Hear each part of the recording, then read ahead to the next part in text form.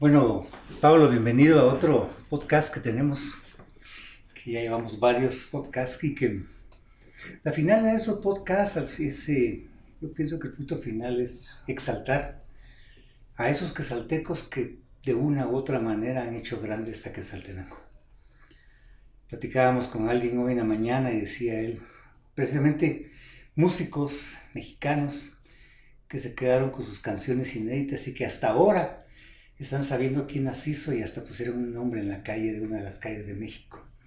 Entonces, la finalidad de este programa realmente es exaltar en vida los valores de Quetzaltenango y que se conozca y se transparente también no solo la parte que la gente conoce, la parte visual que nosotros a veces presentamos o que es en el caso tuyo, pues la parte tuya como gran chef de gastronomía, con un negocio exitoso como Tertulianos, sino también el saber quién es Pablo, qué siente Pablo, cómo fue Pablo, su niñez, cómo él se inserta dentro de la vida gastronómica y todo esto, que a veces cuesta mucho y quizás solo las personas cercanas lo conocen.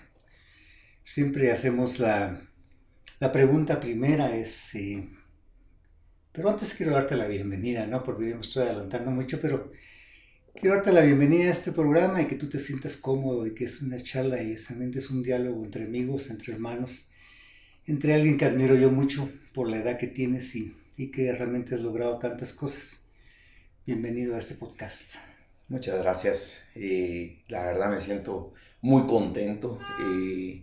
Realmente he dado seguimiento a este proyecto admirable y pues estoy muy agradecido por haberme tomado en cuenta, darme la oportunidad de compartir acá realmente quiénes somos y también esa admiración es mutua. Ya más de 25 años de esa hermandad y amistad que tenemos y pues la verdad me siento muy contento. Gracias. Pues esa pregunta la hemos hecho en todos los podcasts y es esa, ¿quién es Pablo Alvarado? Bueno, realmente es una pregunta que cuesta definir cuando realmente tienes pasión por todo lo que haces. Bueno, pues yo soy quetzalteco y tuve la oportunidad de vivir parte de mi vida en Mazatenango. Eh, Soy salesiano del Liceo Guatemala. Fue para mí muy difícil irme de Quetzaltenango e ir a estudiar al Colegio de la Ilustración porque pues, tenía ese vínculo con el colegio y luego pues decido que quería ser abogado y notario, quería ejercer, pero vengo de una familia de restaurante que por razones de la vida se inició en Mazatenango el negocio de mi familia y al estar acá en Quetzaltenango estudiando en la carrera de Derecho me dicen ¿por qué no lo pones allá en Quetzaltenango, verdad? Y es en ese momento donde yo pues, estoy con los códigos, con la constitución, con lo que tenía que estudiar, más la lista de tomates y verduras, ¿verdad? Con el recetario en el otro lado, ¿no? Y pues de una manera que no sabía que era mi pasión. Y ahí es donde tengo dos fusiones de, de, de vida, ¿verdad? Tuve el libre albedrío de poder elegir entre la carrera de Derecho, pero pudo más la pasión y yo creo que lo que te hace feliz. Y es ahí donde arranco con el empezar de cero el sueño que tenía Pablo Alvarado, que tal vez no era el sueño de una carrera, de algo, sino el sueño de ser feliz y de ser persona. Y empecé a tomar el sentido de poder ayudar al prójimo, de poder dar fuente de trabajo y eso me llenaba mucho. Y es así como empieza ese sueño de que Pablo Alvarado tenía, pero que al final elegí la pasión y el ser feliz. Dentro de las pláticas que hemos tenido con nuestra gente que estaba entrevistada, A veces uno conoce a los personajes y solo conoce lo que socialmente se permite ver, ¿no? Conocemos su éxito de sus empresas, su pensamiento en cierta forma, pero hay detalles, por ejemplo, en la niñez que no se logran ni conocer, a no ser que sea uno muy cercano a la persona, ¿no? En este caso, pues la pregunta es, ¿cómo fue tu niñez, Pablo? Sí. Bueno, yo creo que mi niñez la resumo muy corta, porque lo acabas de decir hace ratos, ¿verdad? Hay un lapso donde despertás y pues como que tu memoria se activa, se define. Tuve una niñez muy apegada a mi bisabuelo, José Rafael Mijangos, y él pues de una u otra manera me instruía en muchos pensamientos que a la edad de yo de 4 o 5 años yo no comprendía, ¿verdad? Y recuerdo muy bien que eh, tenía que saber las tablas y le ilustraba los zapatos, me hablaba sobre la vida, sobre la visión, sobre los principios. Y por el otro lado, pues tenía a mis dos abuelas que, que todo el tiempo querían agradarte con un panito, con un recadito. Y pues ahí es donde esa niñez creo que fue la que más me marcó en el tema de la comida. Recuerdo muy bien cuando había que matar las gallinas y ponía mi rodilla con un banquito para Retorcerles el dar pescuezo. pescuezo, luego amarrarle las patas y que quedaran ahí por un buen tiempo para después con el, el cuchillo que tuviéramos para poder empezar con el trabajo de poder hacer una gallina, ¿verdad? Y creo que marcó mucho eso. Y una era de origen cobanero, la otra aquí quetzalteca, entonces eran dos mundos muy diferentes, ¿verdad? Sí. Una con un concepto de cocina muy nuestra, con muy escasos recursos, que en lugar de tener licuadora, pues había una piedra de picar. Una piedra de madera y un molcajete. Y entonces era diferente el concepto. Con ambas, pues me gustaba mucho la cocina, les ayudaba, aunque se enojaban mucho que uno de mis hobbies era tomar todas las ollas, las tapaderas de las ollas y jugar que era carro, ¿verdad? Y todas las ollas dobladas, ¿verdad? Entonces casi no me querían ver mucho en la cocina por eso, pero sin embargo me enseñaron todas Sus secretos sus culinarios. secretos, la cocina que de una u otra manera pues conlleva con corazón. Y una de mis abuelas, la cobanera, pues con ella me impactaba mucho porque hacíamos los recados, ¿verdad? De cero. Y a la edad de 8 años emigro para Mazatenango. Y pues creo que ahí ya mi niñez ya no estaba porque empecé a trabajar al lado de mi familia en Mazate. Entonces uno de mis primeros trabajos fue en un depósito de huevos. Empecé con 6 cartones. Luego ya superé a 12 cartones hasta llegar a 18. Pero eso sí, ya era con doble cartón abajo para repartirlos en los mercados de San Antonio, Suchitepeques, de San Bernardino, de Cuyotenango, Mazatenango, la terminal. Y así fue como San José el empecé. Ídolo, San Samayac. Francisco. Y así fue como empecé. Aprendí a manejar a los 10 años por un muchacho que trabajaba en la panel de repartir huevos, ¿verdad? Y aquel me enseñó a manejar. Y luego, pues, terminé en el Colegio de la Ilustración, bachillerato, bajo el gran apoyo del licenciado Antonio Rocha, que era el director. Y regreso nuevamente a Quetzaltenango a estudiar la carrera de abogado y notario y realmente pues se resume ahí parte de mi niñez, mi adolescencia y creo que mis tiempos eran tal vez no sé, pero muy rápidos en el sentido de madurez. Entonces por lo regular siempre estaba yo con personas que tenían ya más sabiduría, más luz en el camino. Entonces realmente mi niñez fue muy rápida, mi querido hermano. Rafael Mijangos, en la esquina frente a Gutiérrez, tenía una venta de helados, se llamaba Helados Bahía, Helados Bahía. con la Bertita, que era su esposa. Correcto, Maxi. Bertita Rivera. Vendía unas espumillas, unos como turrones que vendían, y los helados, pues eran helados riquísimos y todo. Ahí comprábamos cabalmente en esa esquina. Correcto. Tenía don Rafa, ¿cómo se llama? Bertita creo que era que hacía los helados, y estaba cabalmente en la esquina. Algo que me llama la atención que tú hablas es los sabores.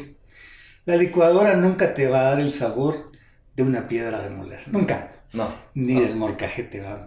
Es cierto que le simplifica la vida a cualquier chef o a cualquier persona, o a cualquier pinche, diría, de la cocina, pero el sabor de esa piedra, el sabor de la piedra, ufa, le da un plus realmente a la comida. Entonces, esa abuela que era quechí, de allá, ¿cómo se llama? De Cobán y todo, que ese tipo de, ¿cómo se llama? De recados y de comidas tan especiales que tiene Cobán, las verapaces básicamente.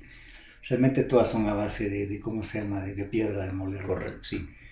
Yo pienso que, pues, por comodidad uno trabaja con una licuadora, con un picatodo, con todo eso, pero la piedra de moler es parte de los sabores de, ¿cómo se llama? De nuestra esencia. De la cocina, sí.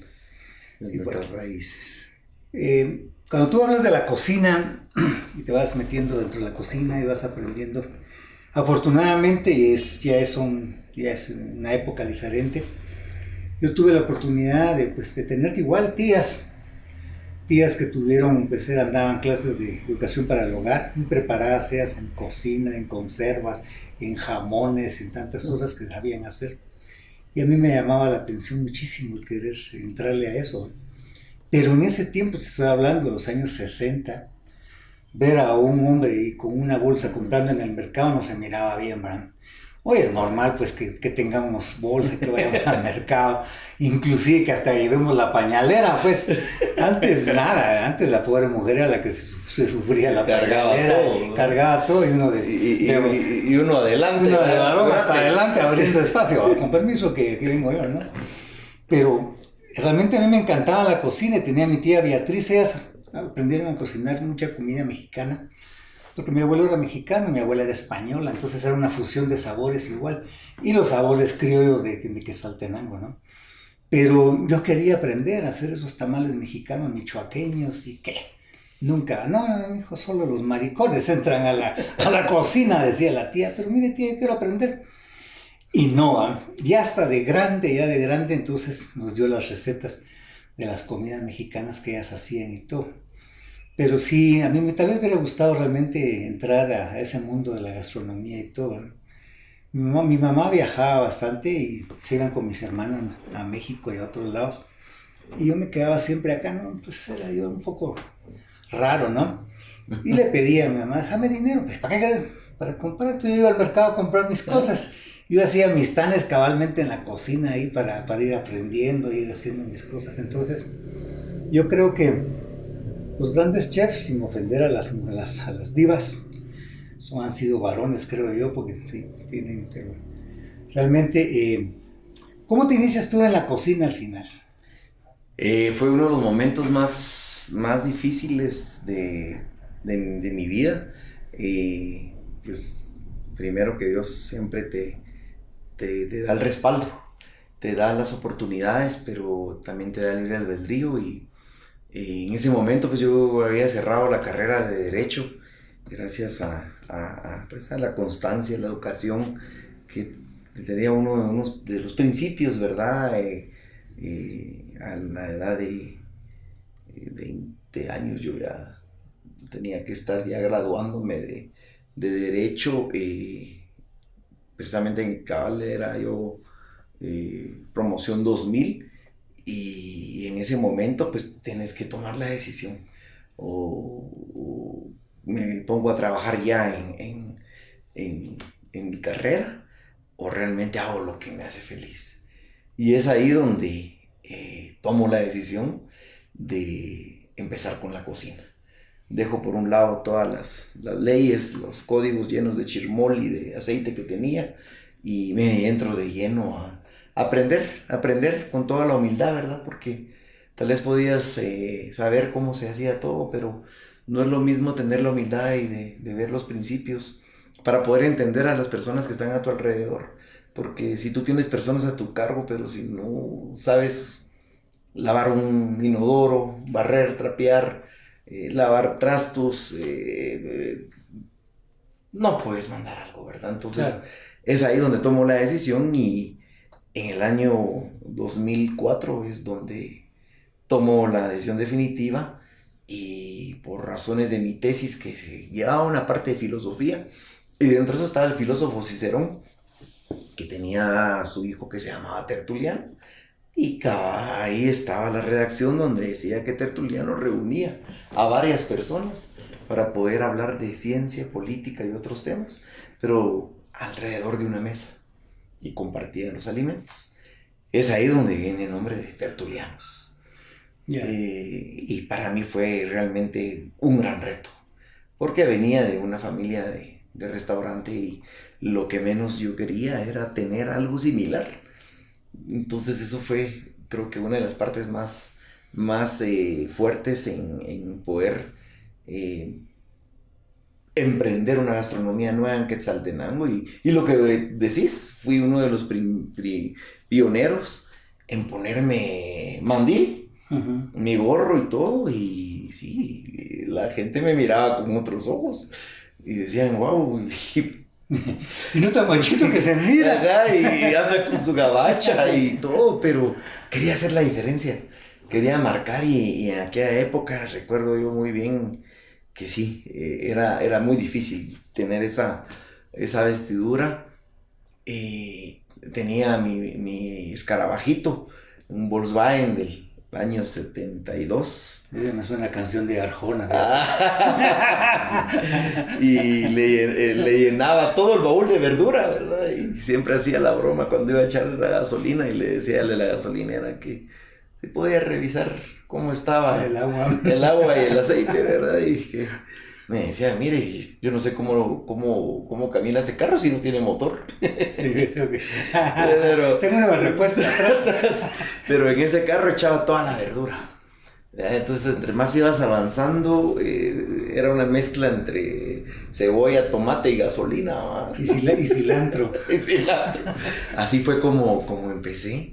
Empecé de cero porque tenía el respaldo del nombre de mi familia, pero cuando das tu número de NIT, tu nombre no tiene crédito, disculpe, ¿verdad?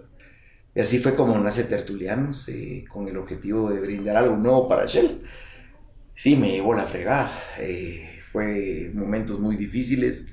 Los días domingos llegaban grupos de 10, 15 personas, pero si no tenía churrasquito, no tenía lomito, puyazo y sí, lo que está acostumbrado la gente a... gracias, qué bonito pero gracias, sí, yo me quedaba. Fue una tarea ardua, pero fue una satisfacción propia empezar un nuevo concepto en Shell, que era el queso, el fondue de queso, el fondue de carne, y es ahí donde te digo que empiezo yo a decir, bueno, ¿y por qué no?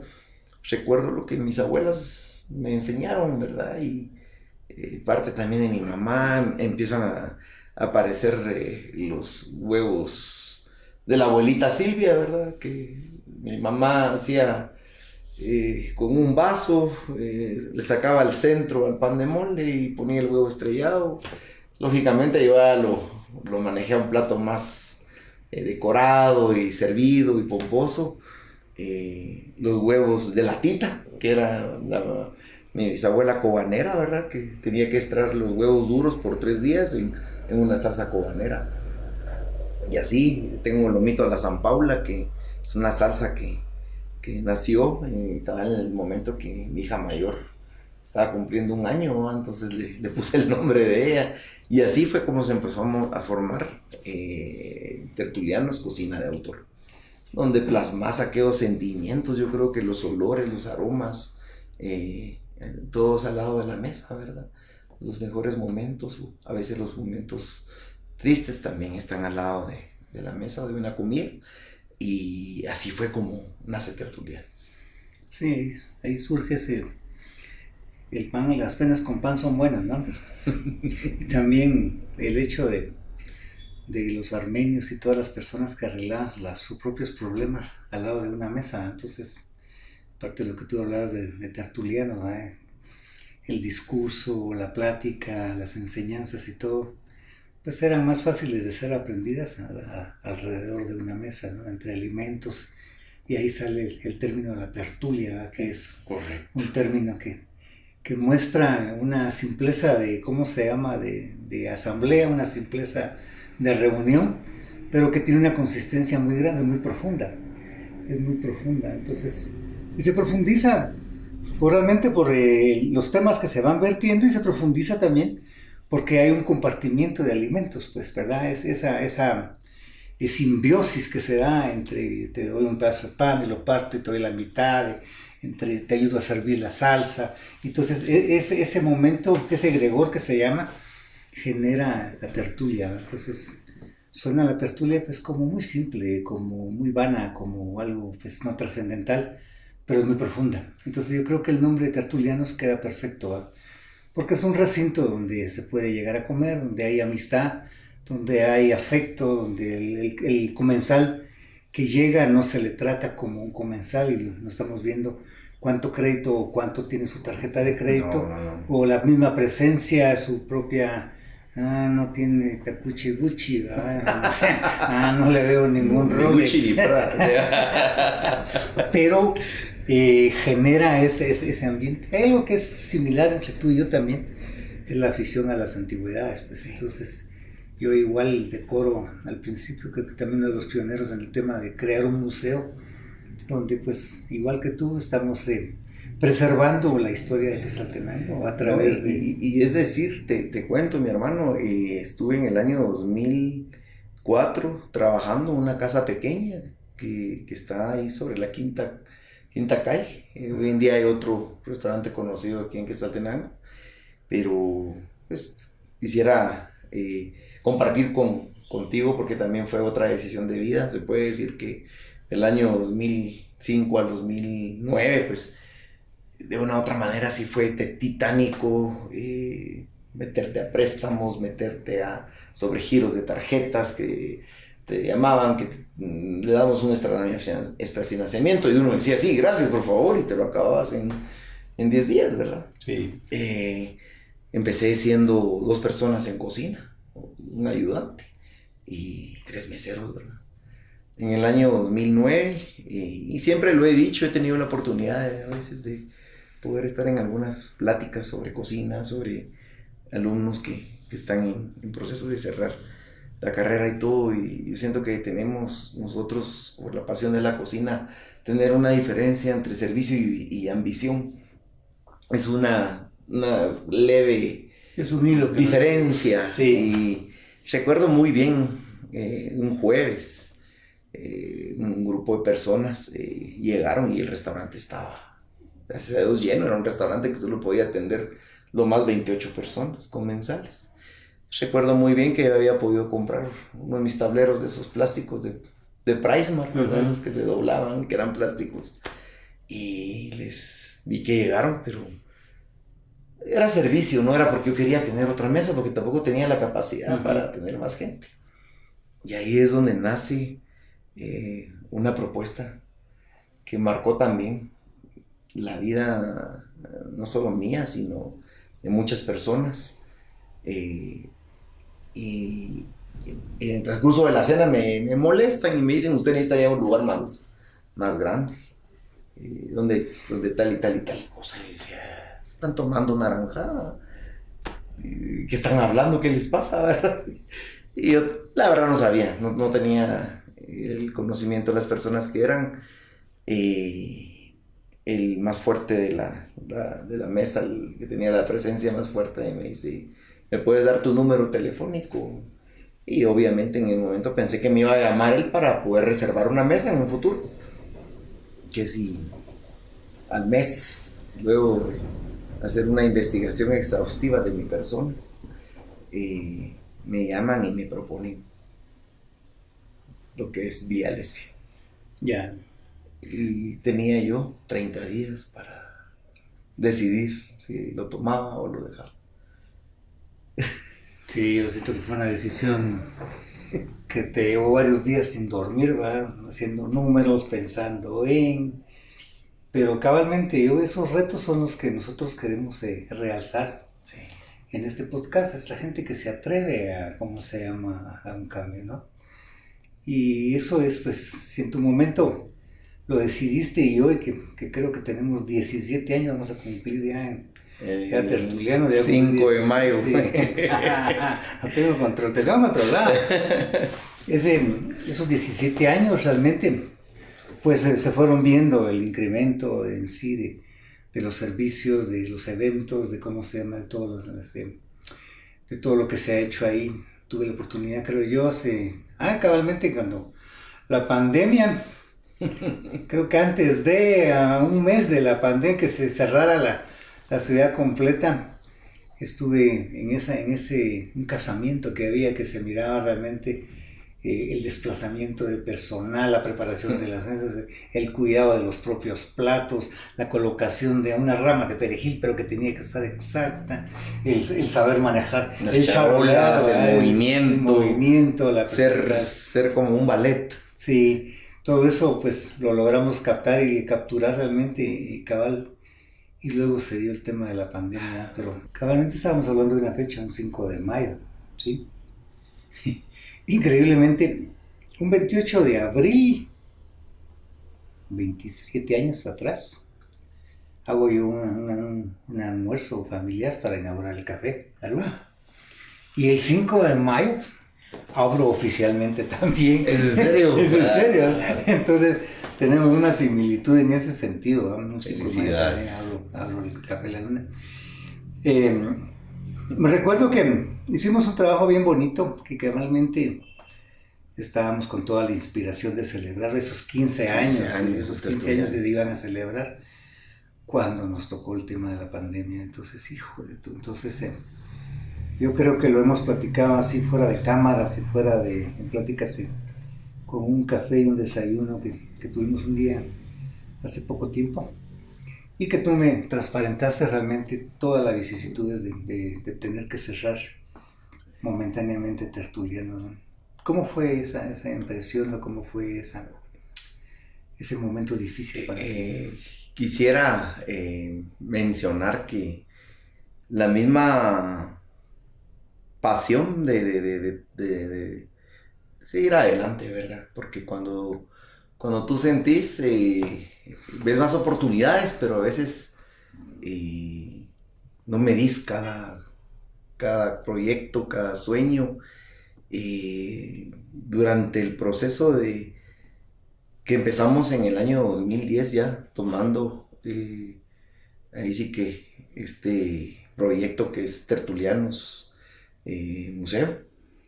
También tengo la oportunidad de aperturar Tertulianos Chalet Bistro, que para los quetzaltecos, pues yo creo que muchos recordarán al licenciado Chay Cabrera, que era un gran notario y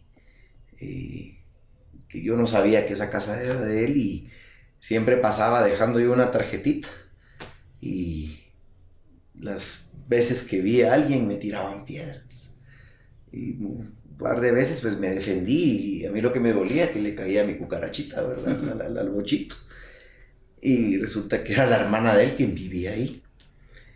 Cuando la hermana se va a Guatemala y fallece en Guatemala, el licenciado me va a buscar a mí. Pero como era un abogado, y yo decía, ay, ¿por qué me estará buscando un abogado? Entonces me hacía todos los quites posibles, y en una de esas no pude.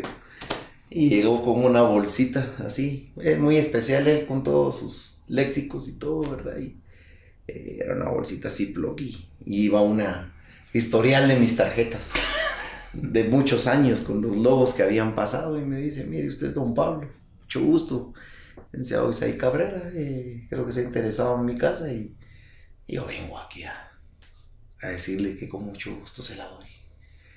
Esto estamos hablando del año 2016, y bueno, teniendo yo que ver el restaurante museo, que es parte del restaurante, parte de, en aquel tiempo le llamábamos eventos, banquetes, Éramos un promedio de 73 compañeros de trabajo, más el restaurante Bistro Chalet, otros 30. Estabas hablando de 107. Y ese 13 de marzo empiezan las noticias diciendo de que había un virus y que ya estaba en Guatemala. Siempre un paso adelante, compramos unos ladrillos con unas resistencias y con agua y eucalipto echando por todos lados, ¿verdad? Cuando siguen las noticias y se va avanzando todo, le dije a mi personal que ahí nos mirábamos a fin de mes, les dije, pensando que eso se iba a acabar, ¿verdad? Cuando vimos las cosas se pusieron más peludas, ¿verdad? Y nunca pensé que fuera a pasar lo que iba a pasar. Estábamos a vuelta de rueda, vuelta de viaje, como decimos normalmente los chapines. Y se fueron todos, terminamos con todo y incluso todos llegaron a decirme que ellos comprendían mi situación, que si les podía pagar con las sillas, con las mesas, con los manteles. El día ese que había que pagar la planilla se llevaron todo lo producto. Porque yo les dije, acéptenme esto en pago, no hay efectivo. El restaurante se quedó sin nada y yo me quedé en el aire. Pero siempre la inquietud de ver qué más hacías, nació la marca de Chef Go. Pero el restaurante es un restaurante de servicio, de experiencia, entonces por más que quisieras hacer algo, ya no llegaba bien a la casa, ¿verdad? Las temperaturas, la decoración y todo. Y fue muy difícil para mí, mi hermano, muy difícil. Créeme que pensé que ya no volvíamos. Las magnitudes de mantenimiento son muy grandes. La indemnización de todo el equipo de trabajo. Me quedé realmente en la nada, sin nada. Y pues tuve la oportunidad de dar una asesoría en un proyecto que estaban armando por Colomba, lo cual me habían solicitado muchas veces, pero yo estaba trabajando, entonces no aceptaba. Pero para mí fue un reto de vida, de humildad y de regresar de cero, porque entré como un trabajador, entré a barrer y a trapear, a darme cuenta de lo difícil que es estar abajo y que tal vez a veces es bueno que te recordes lo que se siente. Entré de esa manera porque le dije a la persona que yo quería entrar así para darme cuenta qué era lo que estaba pasando, ¿verdad? Entonces aguanté 10 días así, no por la presión, ¿verdad? De estar barriendo y trapeando, sino que había que poner un orden en el lugar, ¿verdad? Y gracias a Dios pues se logró asesorar y luego empezaron las medidas. Ya recuerdas tú todos los domingos, ¿verdad? Los mensajes, ¿va? De nuestro presidente. De nuestro presidente. Y ya era algo de que no acabar, ¿verdad? Entonces fue muy difícil, pero regresamos con toda la fe. Luego de ser 107, regresamos siendo 22 con tu servidor, haciendo 1000 usos de todo. Y no fue fácil, la verdad, empezar otra vez de cero. Creo que solo el ánimo, la pasión, el compromiso con tu gente, con tu familia, con tu visión, hizo que se hiciera realidad. Fue muy difícil para nosotros. Dentro de ello también pues perdimos el bistro, en el sentido de que perderlo, en el sentido de que tuve que vender realmente el concepto, porque tenía que sacrificar algo, tenía que proteger lo que estaba, ¿verdad? Entonces sí fue muy difícil.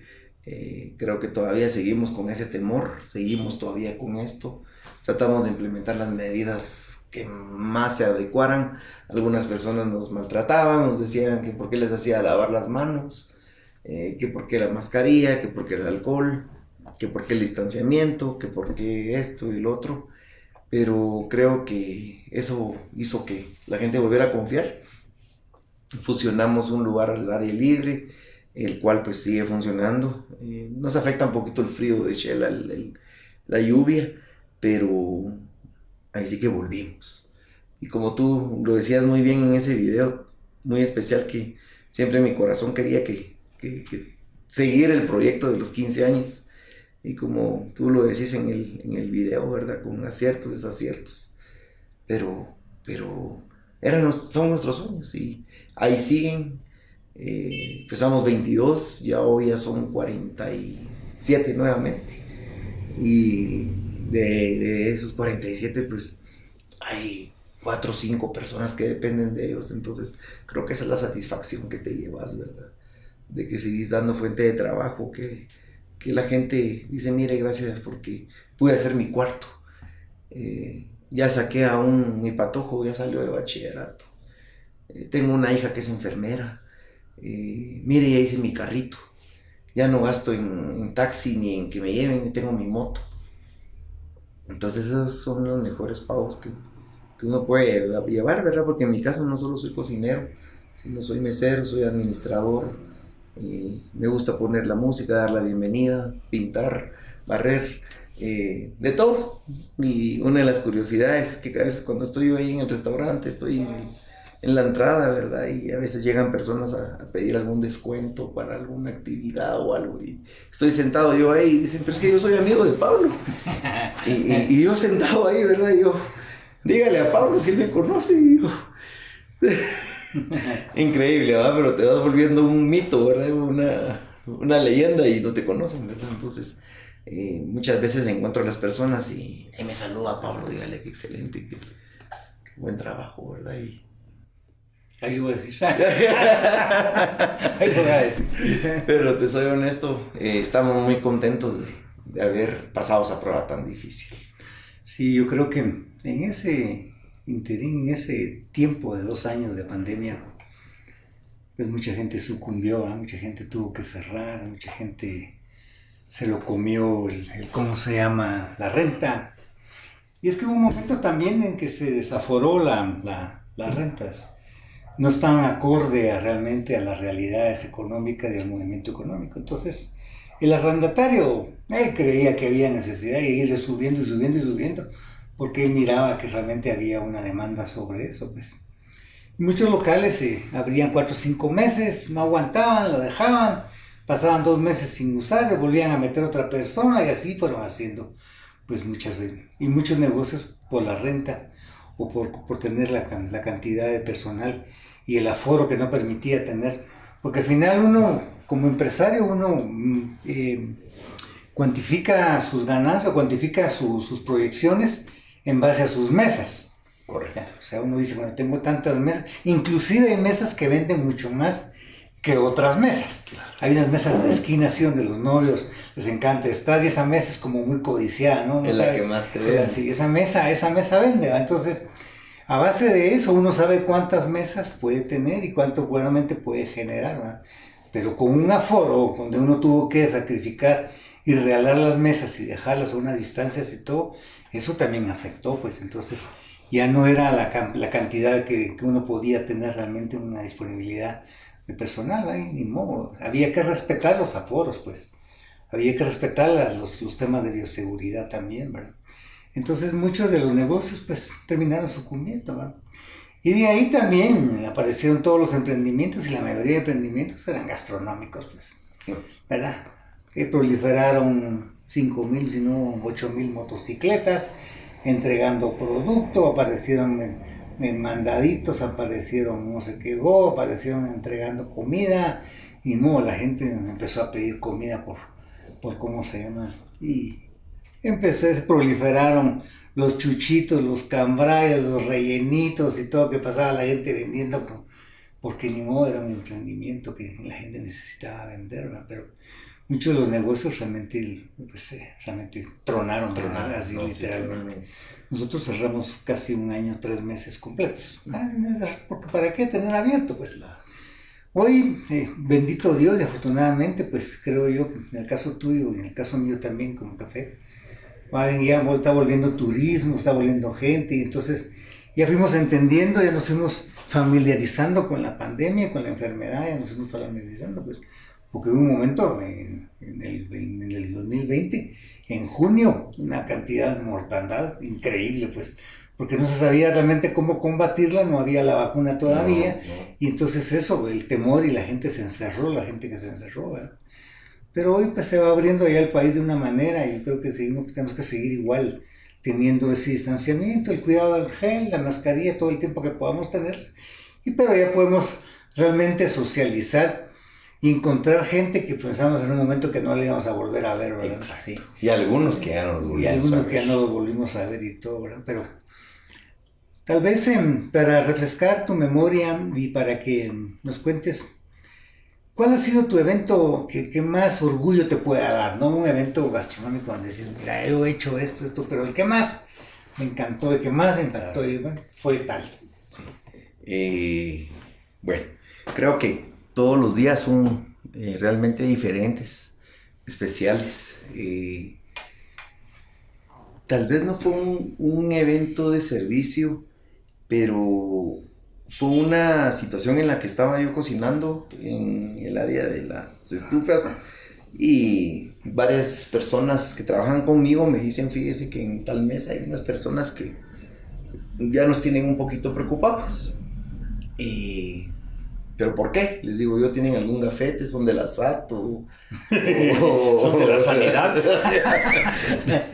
No, me dice, fíjese que están pidiendo entradas, pidieron una carne, un pescado, un salmón, una pasta, y nos están preguntando que cómo nos sentimos nosotros acá con usted, que cuántos años tenemos de estar acá, que dónde compra su pollo, y que si en la cocina habían tablas de colores para las carnes, que si teníamos cuarto frío, que si eran felices ellos y todo.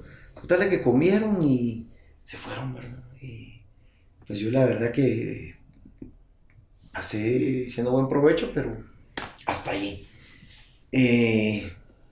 Realmente te cuento esto porque tú me lo preguntas, mi hermano, pero fue pues un como jurado que andaba rondando en varias zonas del suroccidente y pues era que andaban viendo para ver si yo podía competir para tener el tenedor de oro.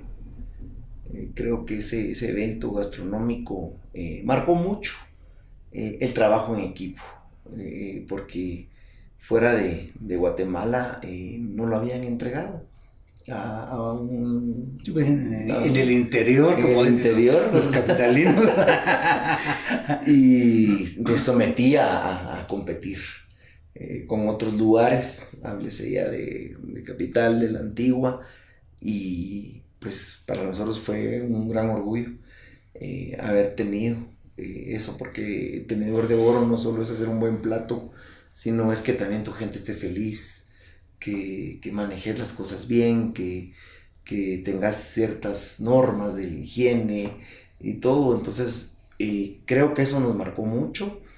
Entendemos muy bien que en cualquier momento lo podemos dejar de tener, ¿verdad? Si no cuidas tú esos lineamientos, esas normas internacionales que hace que, como tú lo dijiste, los turistas vienen con confianza, ¿verdad? Porque saben que a la luna van a llegar tranquilos, no se van a enfermar. Igual allá conmigo, ¿verdad? Entonces es algo que nos marcó mucho. Y como anécdotas gastronómicas, pues recuerdo muy bien dos partes. Una que estaba yo a todo vapor en la cocina y llega un mesero y me dice que un cliente estaba preguntando que naranjadas de qué sabor habían. Sí, pues de chilacayote. Yo le digo, mano, hombre, se está molestando, naranjada. Y había otra mesa así toda bien, pero pomposa y estiradita y todos así de marca. Y llega el chef a preguntar si estaba todo bien, pero la mesa era así, caquerita. Sí, fresa. Y buen provecho, está todo bien, y levanta la mano uno de los comensales. En ese momento, mira, sentí que Trágame que era la sensación de la rueda de Chicago, que no dejas de caer, ¿qué hice? Pasa por tu mente todo en segundos y mis camarones están muertos. Y empieza a reír, se rompió el ambiente de la... Son anécdotas que te marcan, pero que afianzas que tu trabajo ha sido bueno. También hemos tenido momentos difíciles, así como esto fue de una gran importancia, nos contrataron para ir a servir 300 comensales. Lamentablemente el lugar donde nos pusieron nos caía el sol, ¿verdad? Y la persona que era la homenajeada no venía, y no venía, y no venía, ¿verdad? Y al momento de que era la hora de servicio, la salsa estaba ya consumida y cortada completamente, ¿verdad? Una situación bien difícil, tuve que retirarme del lugar, regresar al restaurante, hacer otra vez las 300 salsas. Entonces han sido sucesos que no todo ha sido bonito, pero que eso te ha dado el equilibrio para saber que no sos perfecto, que aprendes de las cosas y pues yo creo que parte de la humildad, de hablar con la verdad y de decirle a la gente, mire, pasó esto y lo otro. Te entienden, ¿verdad? Pero son cosas que, lógicamente, en un futuro yo siempre pido toldos y que esté todo bien, ¿verdad? Pero es la experiencia la que te hace ver eso. Claro. Hay una película que me encantó verla, me la entregó un amigo un día que estábamos platicando cabalmente afuera del mercado La Democracia, me preguntó si la había visto. Y a mí se me escapa el título de la película. La platicamos contigo y te la iba a entregar hoy para que la vieras. La que me dijiste es de como que eran de dos mundos o diferentes culturas. Sí, es Inglaterra y es como se llama, y son unos hindúes que ponen un restaurante frente al otro. Y uno que está metido en la cocina y uno que sabe todas esas vicisitudes, uno se emociona porque realmente es común, es parte de, ¿verdad? Entonces yo tenía toda la intención de traerte la película para que la pudieras ver y todo, porque sí, realmente es esa, cabalmente es un joven y se me hizo muy activa, un joven hindú que al final él logra la estrella para el restaurante enfrente de su competencia, porque la señora lo contrata y él humildemente se pasa a trabajar con ella. Entonces había un problema familiar ahí entre los hindúes y los ingleses, pero al final él logra que le entreguen esa estrella a ese nuevo restaurante. Es básicamente como tener ese tenedor realmente de oro, ¿verdad? No, gracias, sí, mi hermano. Pues yo la verdad creo que por muchos años he tratado de que tengamos unión. Yo a veces no me dejará mentir mis hijos y mi señora, que vamos a comer y a veces llevamos el uniforme puesto, pero es porque todo el día estamos en el restaurante y nos sentimos orgullosos de tenerlo.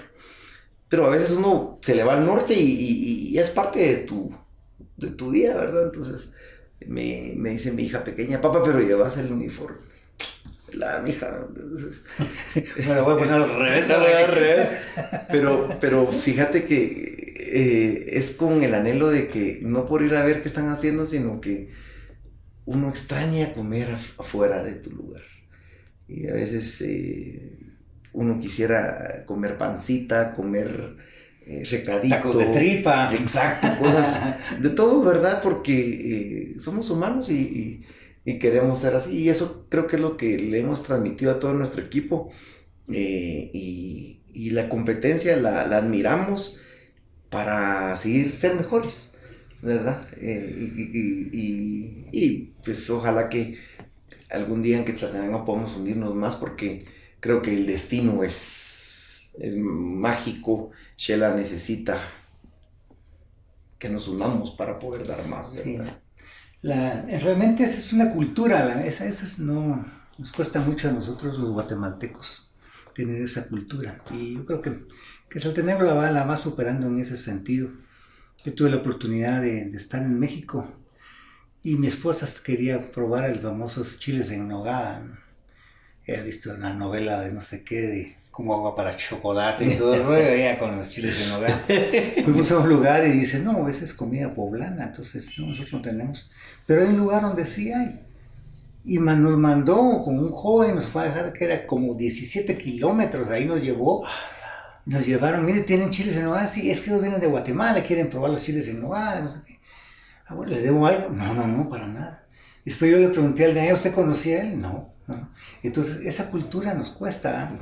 Pero va a haber un momento cabalmente en que se va a fusionar y que tenemos nosotros, pues, el poder, ¿cómo se llama? Referir, ¿verdad? Sí. Pues fíjese que, pues, mira, yo les recomiendo allá, les recomiendo acá. El tiempo se nos va acabando y yo quiero agradecerte de una manera muy particular, muy Gracias, particular, hermano. el que en un momento dado hayas respondido a este podcast y que hayamos transparentado parte de tu vida, parte de tus logros y que son ejemplos para los jóvenes y que son ejemplos pues, para mucha gente en que uno debe perseguir sus sueños, ¿no? En que uno en un momento dado hay que soñar y hay que balancearlo y en un momento dado perseguirlos para ser felices, pues porque tenemos todo para ser felices. Yo te agradezco mucho, te admiro mucho, sigo tus pasos, soy fan de todas tus redes, de tus videos. Mi hija mayor me dice la moraleja del lápiz, ¿verdad? Me dice, Ay, papá, sí. quiero que seas así tú, con tus nietos. Así será, le digo yo, ¿verdad?